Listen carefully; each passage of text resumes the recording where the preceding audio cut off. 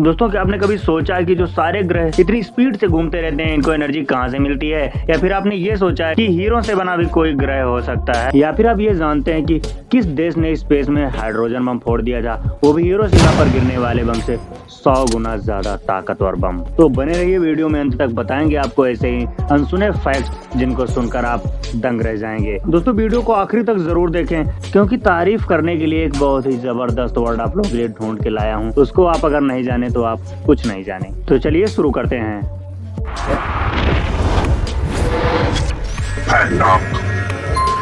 दोस्तों, मैं आपका होस्ट और दोस्त आज आपको अंतरिक्ष के बारे में ऐसे अनसुने फैक्ट बताऊंगा जिनको सुनकर आप शॉक्ड हो जाएंगे और आपको कहना ही पड़ेगा, भाई पहले क्यों नहीं सब्सक्राइब किया फैक्ट आपको। Fact number 1। दोस्तों, अंतरिक्ष में अगर कोई आपके पास भी खड़ा हो तो भी वो आपकी आवाज नहीं सुन सकता।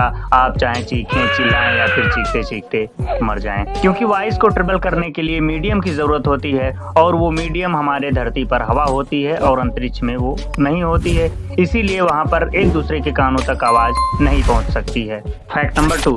दोस्तों, अगर आपकी हाइट की वजह से कहीं जॉब लगते लगते रह गई तो आप जरा इमेजिन कीजिए कि अगर आप अंतरिक्ष में होते तो आपकी हाइट 1 से 2 इंच बढ़ जाती, और अगर वहाँ पर यह सिलेक्शन हो रहा होता तो 1 से 2 इंच के लिए आपका सिलेक्शन कभी नहीं रुकता। ऐसा इसलिए होता है दोस्तों, क्योंकि अंतरिक्ष में ग्रेविटी बहुत ही ज्यादा कम होती है, इसीलिए वहां पर जाने वाले एस्ट्रोनॉट्स की लंबाई 1 से 2 इंच इंक्रीज हो जाती है। Fact number 3। दोस्तों, अगर इस तरीके की आकृति कभी आपको आसमान में देखने को मिलती है तो आप उसे चंद्रमा ही मत समझ लेना, क्योंकि बुध ग्रह भी ऐसा ही दिखता है। Fact number 4। दोस्तों, अगर आपसे कोई पूछे कि पृथ्वी पर मौसम क्यों बदलते रहते हैं तो आप शायद बताएंगे कि पृथ्वी की रोटेशन की वजह से ही मौसम हमारे पृथ्वी पर बदलते रहते हैं, जो कि बिल्कुल सही भी है। लेकिन दोस्तों, आपको इसमें एक बात और जाननी जरूरी है कि जब तक किसी भी ग्रह पर एटमॉस्फेयर यानी वायुमंडल नहीं पाया जाएगा तब तक वहाँ पर कोई भी मौसम नहीं बदलेगा। Fact number 5। दोस्तों, बुध हमारे सौर मंडल का सबसे छोटा ग्रह माना जाता है और यह सूरज के सबसे नजदीक है। तकरीबन 88 दिनों में यह एक चक्कर पूरा कर लेता है। क्योंकि इसका वायुमंडल करीब करीब ना के बराबर है, इसीलिए यह अपने आप को गर्म नहीं रख पाता है सूरज के इतने करीब होने के बावजूद भी। और आपको बता दें कि इसका तापमान दिन में तकरीबन 427 डिग्री सेल्सियस हो जाता है, लेकिन रात के समय वह इसका तापमान तकरीबन -73 डिग्री हो जाता है, जो कि हमारी कुल्फी बना देने के लिए पर्याप्त है। Fact number 6। दोस्तों, हमारा स्पेस बिल्कुल ही रहस्यों से भरा पड़ा है, लेकिन आपको जानकर हैरत होगी कि अंतरिक्ष में ऐसे ग्रह भी मौजूद हैं जो कि पूरे के पूरे हीरे से बने हुए हैं। अगर आपको नाम पता है तो कमेंट करके जरूर बताएं, नहीं तो मैं तो हूँ ही आपको बताने के लिए। दोस्तों, इस प्लेनेट का नाम WASP-12b है। अंतरिक्ष वैज्ञानिकों के मुताबिक इस ग्रह का ज्यादातर भाग बेहद ठोस कार्बन से बना हुआ है। यह उतना ही ठोस कार्बन है जितना कि हीरा होता है। दोस्तों, अगर आपको भी हीरे का महल बनवाना है मेरी तरह तो आपको भी इसी ग्रह पर जाना पड़ेगा, क्योंकि हमारे धरती पर तो बहुत ही ज्यादा महंगे मिलते हैं।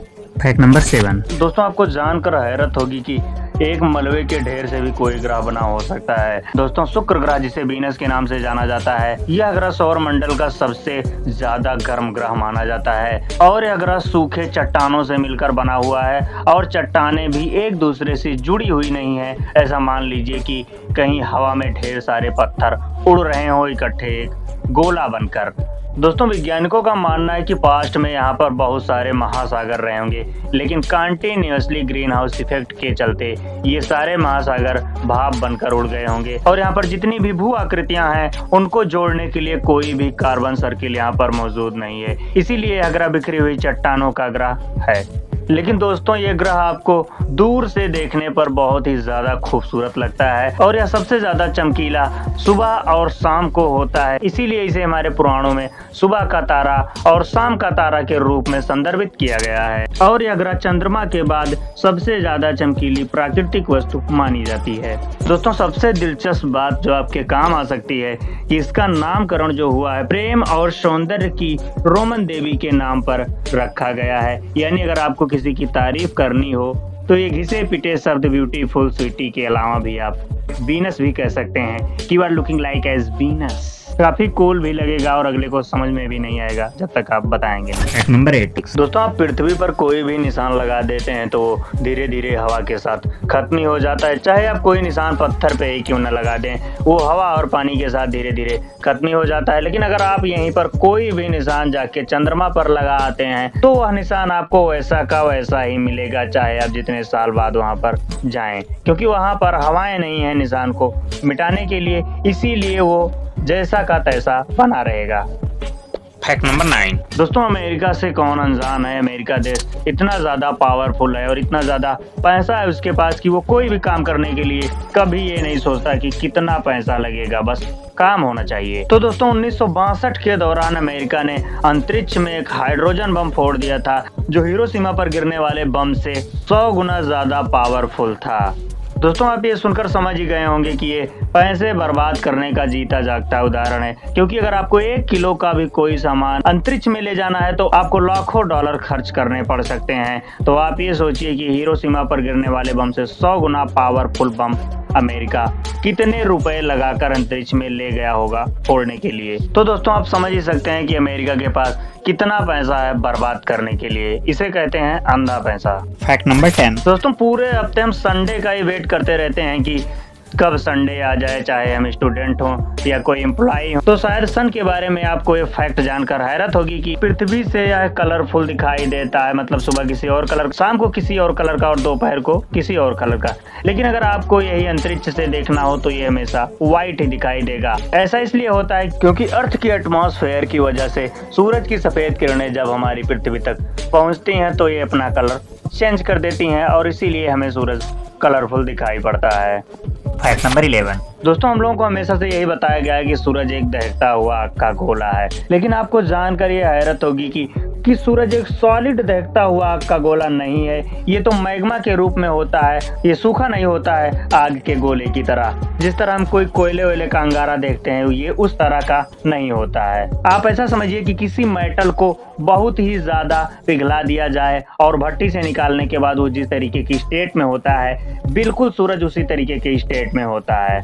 और दोस्तों एक बात और सूरज के बारे में कि सूरज पर इतने ज्यादा बड़े बड़े बुलबुले उठते हैं कि वो पृथ्वी से भी ज्यादा बड़े होते हैं। मतलब जिस तरीके के बारिश में आपने कभी देखे हो तो बुलबुले उठते हैं छोटे छोटे, उसी तरीके से सूरज पर बुलबुले उठते हैं, वो भी बहुत ही ज्यादा बड़े बड़े। फैक्ट नंबर 12, दोस्तों आपने मूवी वगैरह में कहीं न कहीं अंतरिक्ष यात्रियों को देखा होगा व्हाइट कलर का सूट पहने हुए, जो कि आपको देखने में काफी अच्छा भी लगता है और उसमें हेलमेट वगैरह लगा रहता है। लेकिन ये कोई नॉर्मल सूट नहीं होता है, इसमें ऑक्सीजन के साथ साथ जिंदा रहने के लिए सारी व्यवस्थाएं होती हैं। और स्पेस स्टेशन से बाहर निकलने के बाद आप इस सूट की मदद से किसी भी साइड को मूव भी कर सकते हैं। दोस्तों अगर आप अंतरिक्ष में गए हैं और 1 मिनट के लिए भी ये सूट अगर आपने निकाल दिया तो आपको भगवान के दर्शन हो ही जाएंगे, अगर आप दर्शन करना चाहें तो। लेकिन अगर आपको इस सूट की लागत बता दी जाए तो आपके होश ही उड़ जाएंगे, क्योंकि ये 12 मिलियन डॉलर की लागत से मिलकर बनता है, जो तकरीबन इंडियन रुपए में इतना होता है।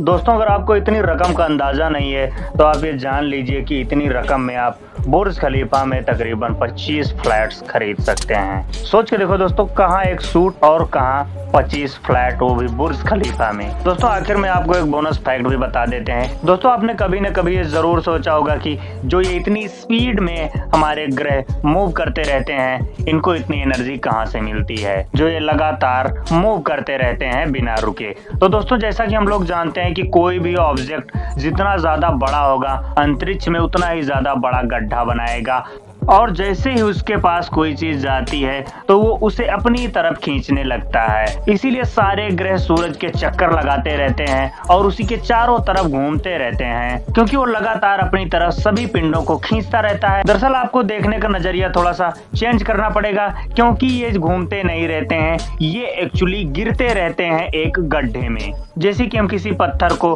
बहुत ही ऊंचाई से गिरा दें और वो कंटिन्यू गिरता ही जाए, और इसी तरीके से सारे ग्रह गिरते रहते हैं सूरज की तरफ को, लेकिन वहां तक कभी पहुंच नहीं पाते, क्योंकि सूरज की बेशुमार ग्रेविटी की वजह से ये एक ट्रैप में फंसे रहते हैं और गर्दिश करते रहते हैं।